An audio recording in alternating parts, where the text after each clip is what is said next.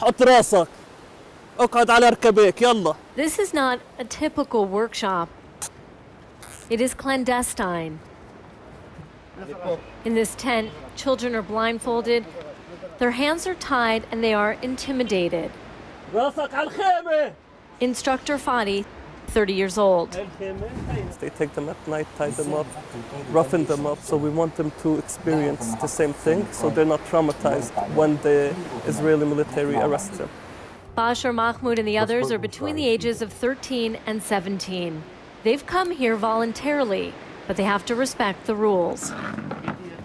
ليش إحنا ما بدنا يكون في تليفونات؟ لأن اليهود مرات على الشبكات يسمعون شو بنحكي. رح أعطيكم بعض الدروس اللي بدناش إياهم يعرفوهم. وهدول كمان هلا كمان شوي رح نطرهم من هون. Our camera is the first one ever allowed to film this workshop, but for now, it is not welcome. For 5 hours, Fadi gives advice to these young Palestinians, despite the risk that he may be arrested once again by the Israeli army. اعتقل الاحتلال 12,000 طفل فلسطيني من سنة 2000. اللي بيلزم بحقه بالصمت هو دايما بيطلع وهو دايما بيطلع أقوى.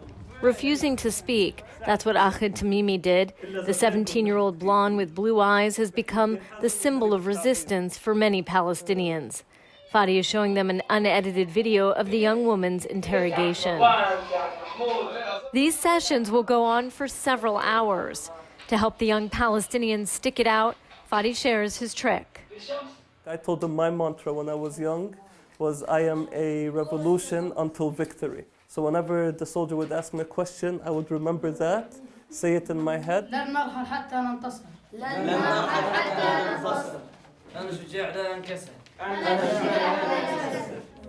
With the mantra in mind, they make a promise. Fadi has already trained 2,000 children. More than 200 have been arrested. All have remained silent and all have been released. Malak, who is 14, is the Palestinian teenager who has spent the most time in Israeli jails. You know Hamdallah? Yes. He represents the Palestinian people. For now, he'll only show us his back, but when Palestine's liberated, he'll show us his face. There were surprise checks. They'd come into our cells in the middle of the night. They'd make us leave. They turned over our beds and knocked on the walls. The Israeli military court sentenced her for trying to pass through a checkpoint with a knife. The young 14-year-old has refused to explain her actions. When you grow up on this side of the wall, especially in a refugee camp, attacking Israeli soldiers is sometimes seen as a positive thing to do.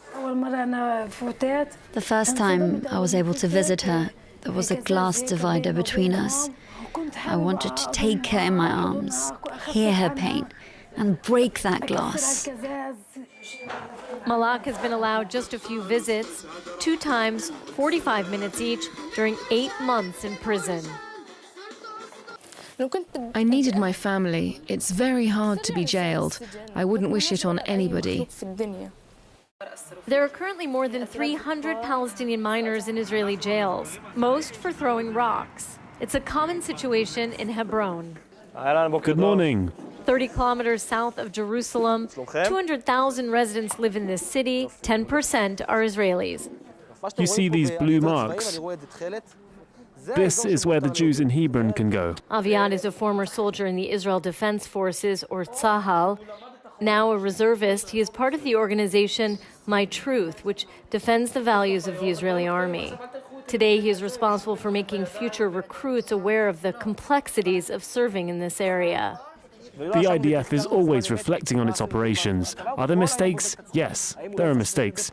Do you sometimes see soldiers misbehaving? Yes, they misbehave. This is a popular army. These are heavy words for a future soldier, where doubts may creep in. The Israeli army shoots only the terrorists. He doesn't shoot the civilians.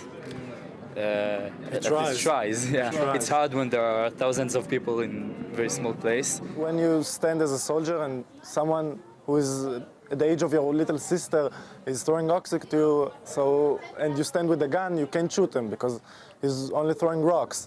But he's endangering your life as well and your friend's life. The European Union and many NGOs are accusing the Israeli army of using disproportionate force, but Israel defends its actions. 16 years old with a Molotov bottle is a terror because it can kill people.